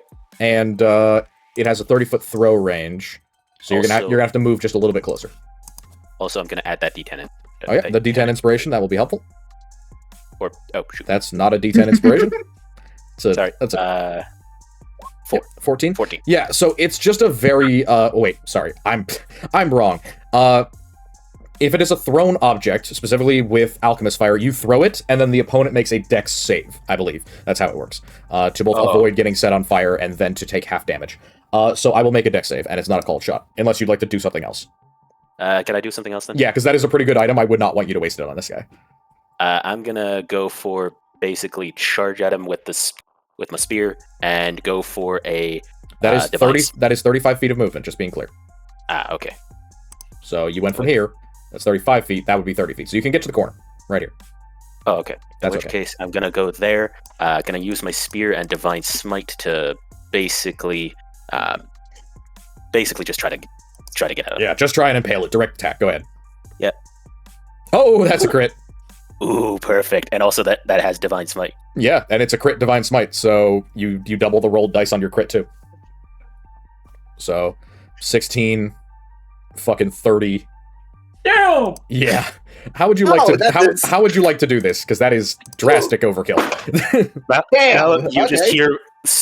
You just hear quietly in Elvish the equivalent of "fuck it, we ball," "fuck it, we ball," as he's just running up to that one, basically doing like a little basically just chanting something to try to get it to going for the verbal element of divine smite and just trying to aim directly for the other head. Yep. So you Don Quixote charge with your bright spear upward towards the creature's chest, and it swipes away at the haft, but as it does so, you watch as the blade of the spear goes directly through its hand, through its arm, and up into the throat of the head that is actively eating. And you watch a burst of light, like a frag grenade, goes off in the center of its torso, blowing one head completely clear of the body, and causing the other one to gurgle as its torso is opened from a blast of divine energy that splits the creature almost in two above the waist.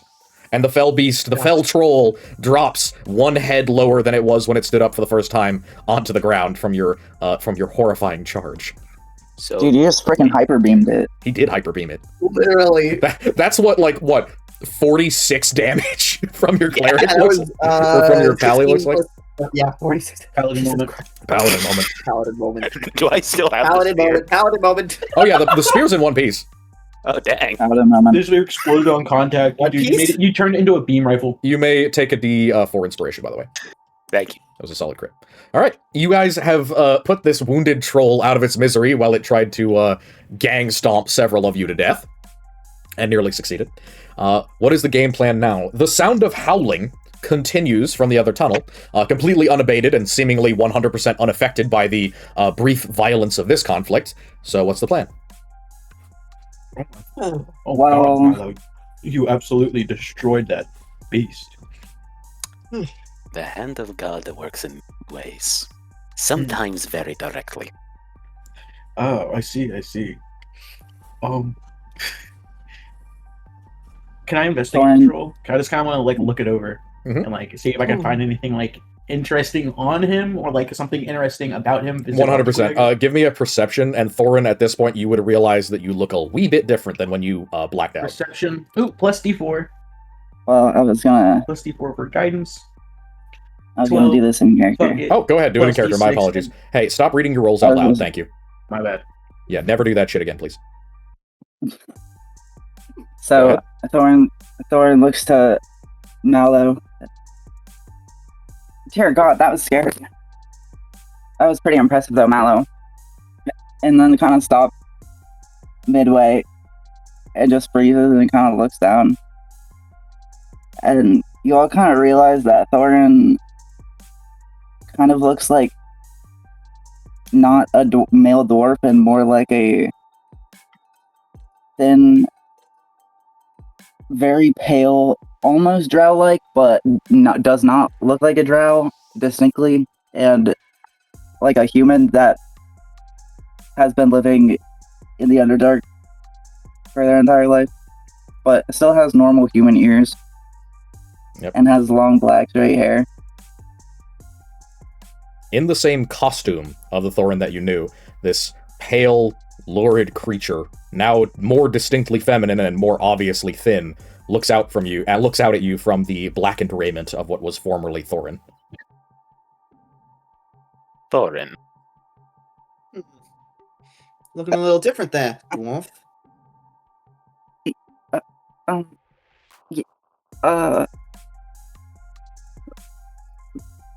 Yeah, weird. The troll must have cast a spell on me or something. I don't think it could understand language. Yeah. That is so rude. Don't It even- absolutely understood Giantish. Would you like to even try a deception check or no? No, that was very, A lame very duck clearly. A lame duck excuse. That was a lame duck excuse. That was a DC 1 deception check. Elementary schooler lying moment. Sorry, I'll shut up. Okay. Thorin, if that is your name, if we can't talk about this now, considering what's going on over there, we're talking about this later. Okay. All right. Can you stand? Yeah, I can stand. All right. I've got extra healing if needed. Anybody else? I'm fine. All right. Could I use? Can you use what exactly? Lay on hands. I've got Lay on 50. hands. Go right ahead. Yes. Would anyone like to do a history or nature check for Thorin's new visage? You know what? Could I, and may I Yeah, ask, someone should. could I get any bonuses on this? I will give you advantage. Thank you. So this is a nature or history? Nature specific. Yeah, you know what? Nature or history. Fuck it. I don't care. Whichever one's higher, I'll roll with. Okay. I mean, that's what I I assume. think they're both the same, though. Well, that's how the cookie Nature. crumbles. That's a fucking 1. Ooh. But it's a All right. 20 because nature. Oops. All right. Hold on. This Wait, is no, I not. didn't. That's not my That's roll. mine. That's Oh. mine. Oh, sorry. What were you? Oh, you're rolling nature for what? Oh, just to do the Oh, same never thing? mind. Oh, well, then Yeah. a 1. You have absolutely no idea Yeah. what happened to Thorin whatsoever. You saw it happen. Yeah. You saw whatever phase Hey, change so that I think was. I know exactly what's going on with Thorin. Okay. Bruh. In that case, I need everyone except for Thorin and Salem to deafen themselves for a few minutes. Oh my, not 20. Oh my. Yeah, that's a nat I 20. see you. I know exactly what the fuck you are. I know what you are. I know what you are. I know what you are. All right. So Salem, is everyone else silenced or deafened rather? It looks like it. Okay, good. Salem, you've spent a lot of time in the depths of the world, and you weren't particularly well educated, but you at least knew what to look for where you lived in terms of what was safe and unsafe. At first, your reaction to what you see before you, a pale, thin, humanoid-ish female of indeterminate racial origin that doesn't seem to match with any of the species that you've met in person, your initial thing is some sort of interbred drow, maybe? Some sort of obviously deep underground associated or acclimatized creature. But then your mind casts back to one of the individual gigs that you've done where you had the opportunity to read through some less boring histories of the Underdark. And it mentioned to you a long list of creatures that had existed or had at one point been sighted within the Underdark. And you remember a description that vaguely fits what the creature in front of you looks like. Pale, alien, waif-like, almost sallowish yellow in terms of skin tone, and with odd, aquiline, sharp features that almost bring into mind, again, elven features, but clearly different. You don't remember the name of what this creature was, but it certainly isn't anything even remotely related to the surface world.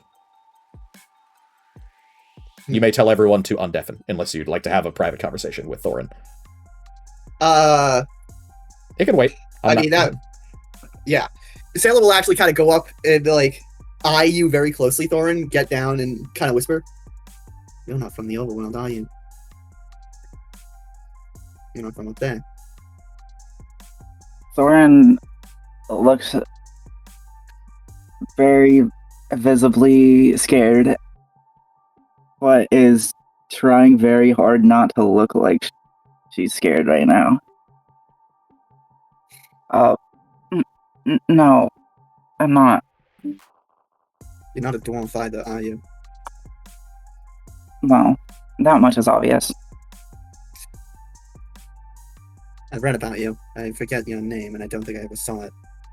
But I know about what. But I've read the description. Exact to the letter. What are you? Well, that's a first. I don't think anyone else I've met, well, besides one, has known what I am. I'm I an don't have a name for you, Imaskari. but Imaskari. Imaskari. We're descendants of humans that ran into Underdark millennia ago.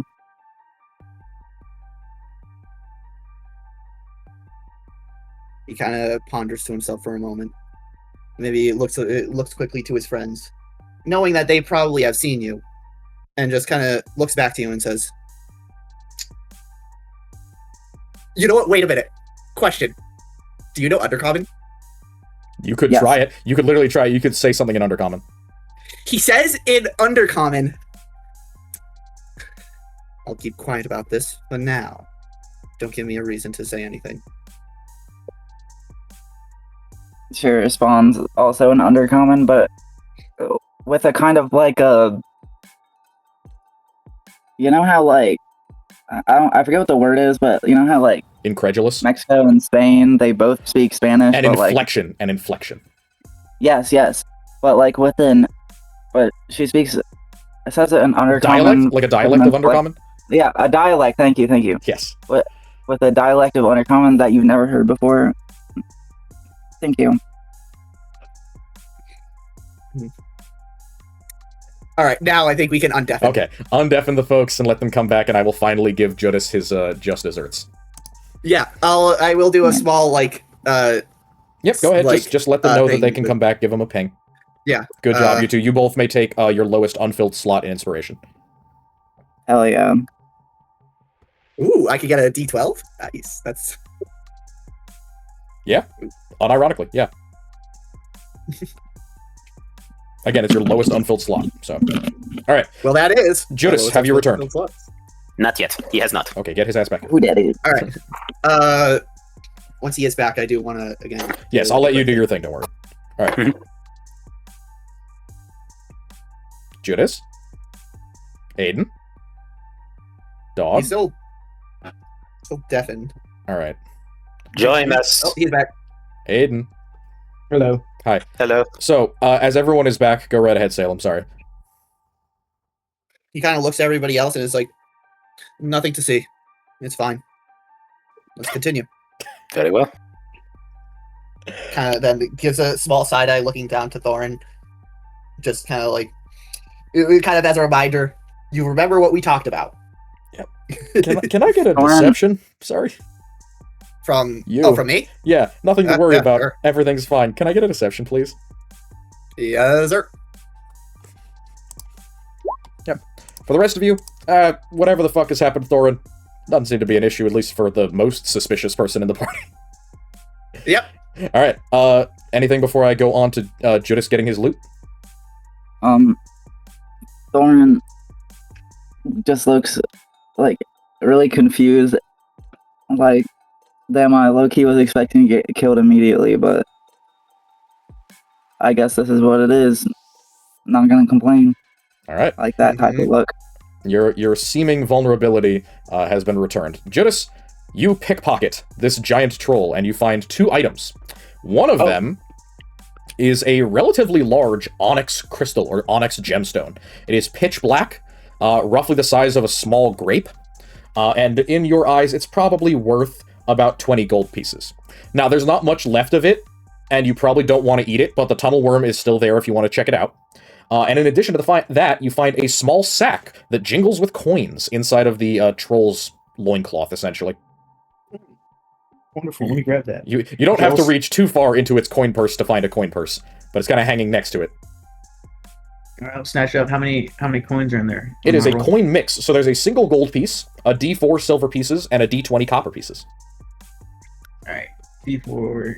By the way, I Before apologize for silver? earlier. I didn't mean just never say out loud that you're rolling something. I just mean like not while people are trying to RP. I did not. I've had Piper muted this whole time up until like recently, so I didn't even hear my blunder. Wow. Entirely reasonable. I too like to mute my significant other for the entirety of session. I didn't realize she was muted. I thought she had herself muted, bro. D&D Well, I didn't mute myself. D&D domestic violence is wild. All right, so D&D, do not disturb. yeah, do not disturb. Hey, get out of here. This is being recorded. Shoo you. Be gone, hanger on. So 3 silver pieces, 1 copper piece, and 3 silver pieces, 1 gold piece, 8 copper pieces are added to your inventory. Remember, as before, we want to keep track of the things that we take out of the Underdark, yes, including that Onyx gem. Yep. Which again is worth about 20 gold pieces. Ooh, that's All right. nice. So what are we doing now? Well, So There's still a lot here in terms of like the corpses, the hallway, the howling stairs that is continuing to get more and more violent as you guys listen, and of course the dead troll. There doesn't seem to be anything coming up the stairs. I think we should go towards the stairs. I need to heal. I only got 6 health. Here, I can help you. how about wait?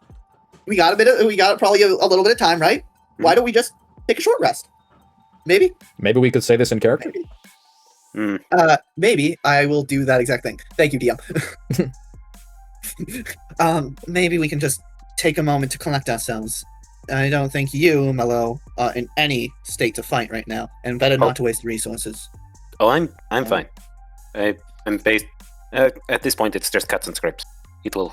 How much? Looking at him, how much blood is on this man's like cuirass or not cuirass? Cuirass, Is on his cuirass. like tabard? Yeah. Cuirass. Quite a bit. It's cuirass. Cuirass. Cuirass is Spanish for "Do you want this?" ¿Quieres? Cuirass. I've heard it multiple ways. He's quite bloody, but how much damage do you have, Mallow, at the moment? 23 hit points out of 27. Okay, and Thorin, you look considerably worse, I assume. Yeah, I'm 6 health out of 44. Yeah, So you may want to you- self-advocate for that break. I'm not gonna lie to you, Thorin. Oh. Yeah, I'm hurt pretty bad. Could we take a break? You'd see Mallow basically go up to Thorin and go for just lay on hands with the rest of what he's got. Okay, and how much would that be? 5. You receive 5. Thank you, Mello. You're welcome. It's my job after all. So we're going on down the tunnel? First a short rest, I believe, and then the tunnel. Okay, so you guys can take a short rest, and we, out of character, will take a 5-minute break. Okay? Yeah. All right, so that is our second 5-minute break at 2 hours and 26 minutes. And as we get back into character, you guys take a short rest. The sound of howling and screaming from up the stairs continues, but it really does almost begin to sound like the wind. It is definitely inconsistent to the point where you can tell that it is voices shouting in an uncouth language and the sound of some sort of beast roaring and howling, but it's gone on now for almost a half an hour. It's been an extensive bout of howling and screaming, so something must be at an impasse down there, because otherwise there's no reason for there to be that much back and forth in this conversation, you would assume. But in the meantime, you all have far more pressing concerns, so I will leave it to your short rest, and I will mute myself. Lady, I'm out of curiosity, what language is the screaming in? It is literally, and I am not kidding you, incoherent primitive gibberish. Oh, fair enough. That is the technical term for what you are hearing. Incoherent, primitive gibberish. It's the sound of Neanderthals shouting at each other in high-pitched voices. No,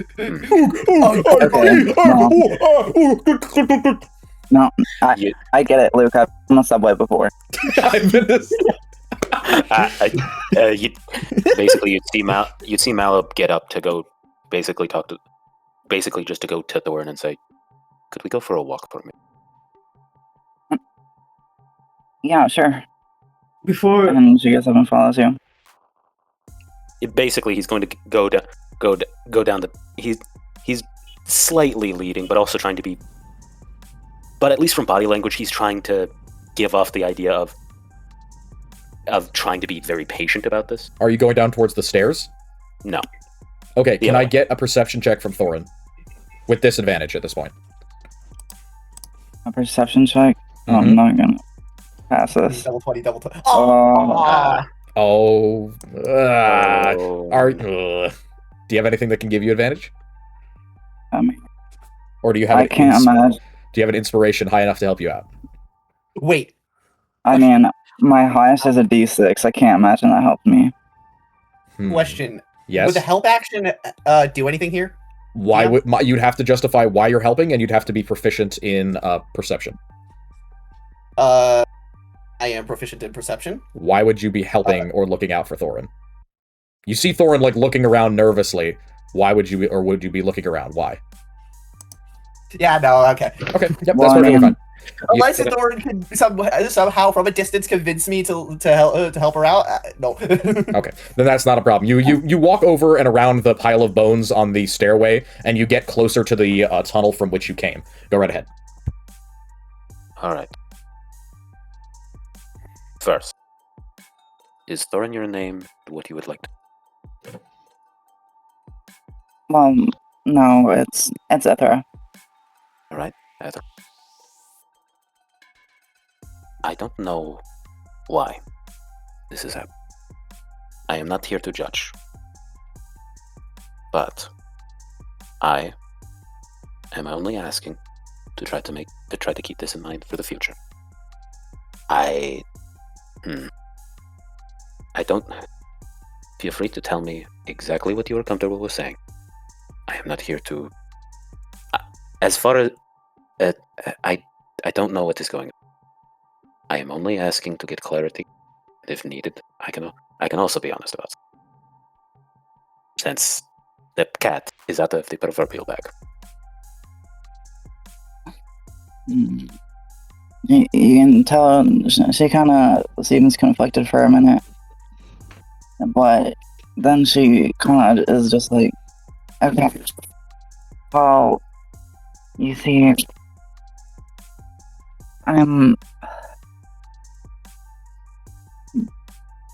well, it seems that nobody on the surface really even knows what I am anymore, but I'm part of that Mascari. We were humans driven apparently centuries ago down into the Underdark, and we sort of adopted living down there for centuries or millennia. I don't know how long it's been. I was chosen to and specially trained to scout the overworld to see if it was safe for my people. You'd see Mallow calmly nod and say, I see. That, funnily enough, would kind of explain something. You were... You know how you seemed very, very thin, especially for a dwarf? Sorry, what was that? Basically, Mallow was going to say, you know how you seemed very thin, and I was, for a minute, worried that you were not eating? Yeah, that was this disguise spell. Doesn't actually change my body. That's fair. That's fair. I just... That helps to explain things. I will admit, I have never run into a Himaskari. As you know, the closest place I lived closest to was Luskin, and it's not like there's much there. Seems like there are no more Emoskari on the surface, at least as far as I can tell. There may not be.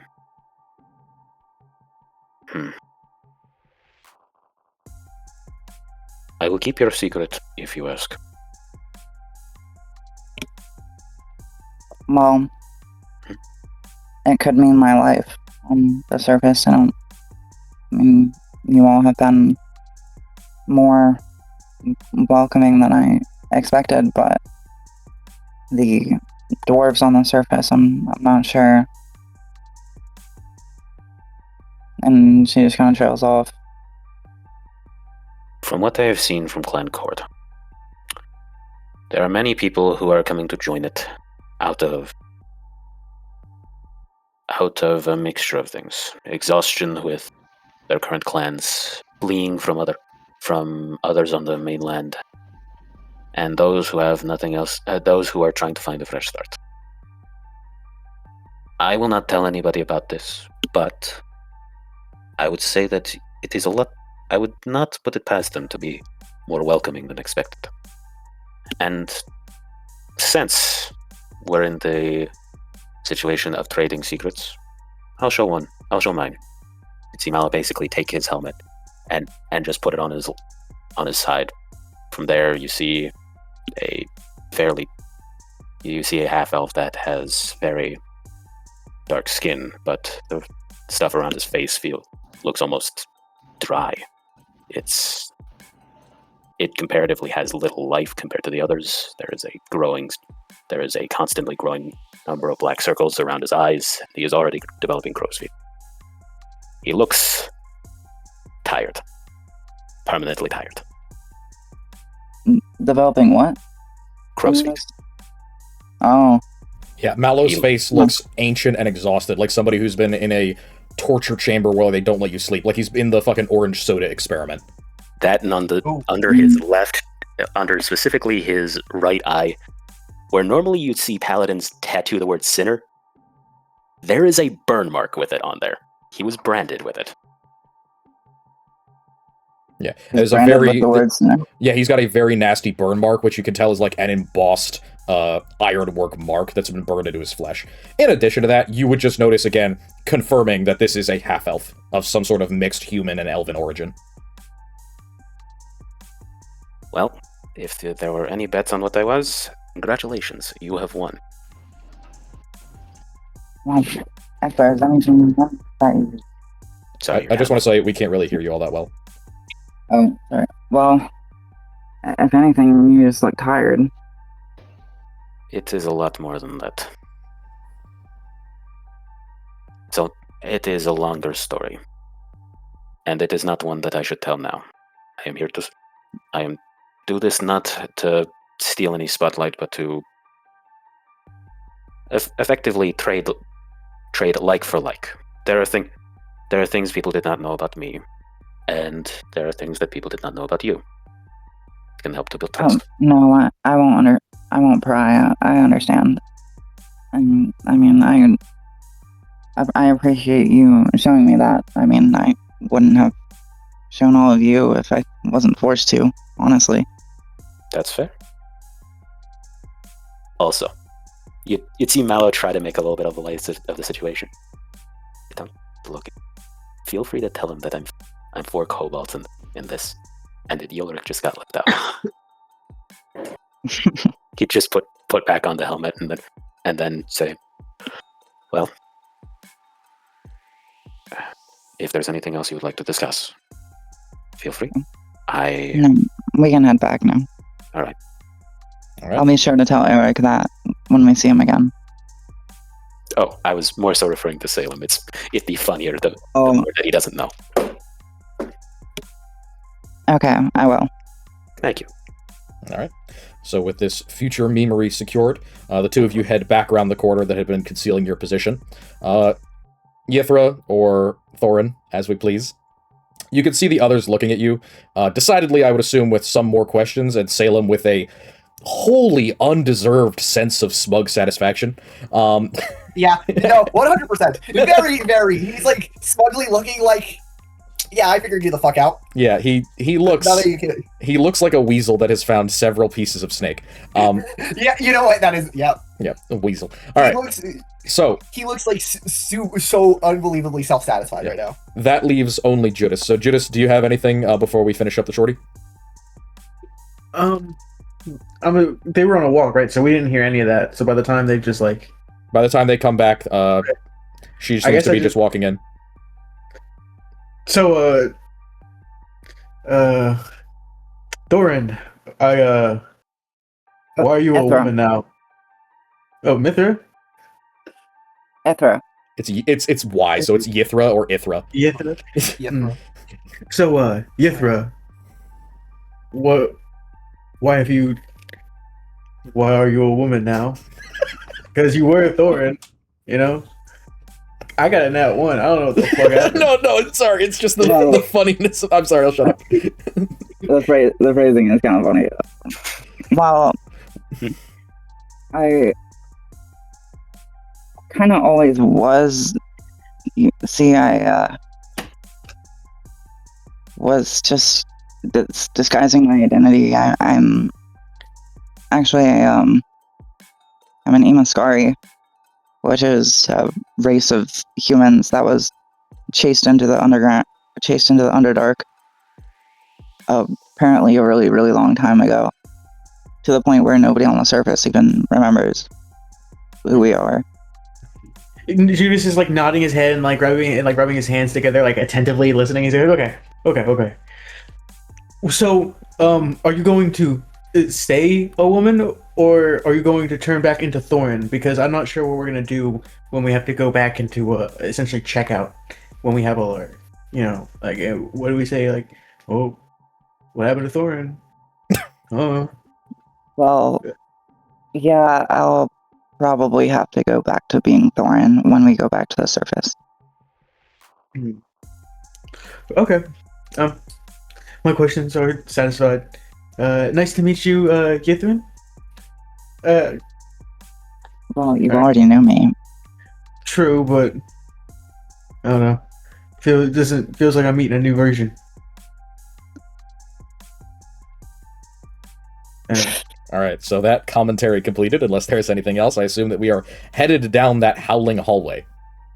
Yes. Yeah. All right, so we head hence through that howling hall of horrors and head downward into the, I can't think of another H word that fits at the end of this alliteration. So, on from the troll chamber into, God, I forgot there was an encampment slide after this. The encampment for the Upper Dark, sorry. I'll move it. We're not in the Upper Dark just yet, but we have reached the archway.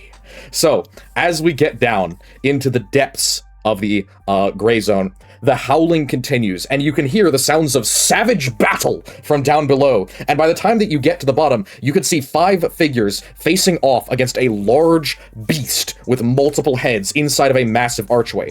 All the way down these stairs, there are bodies. Wait. What?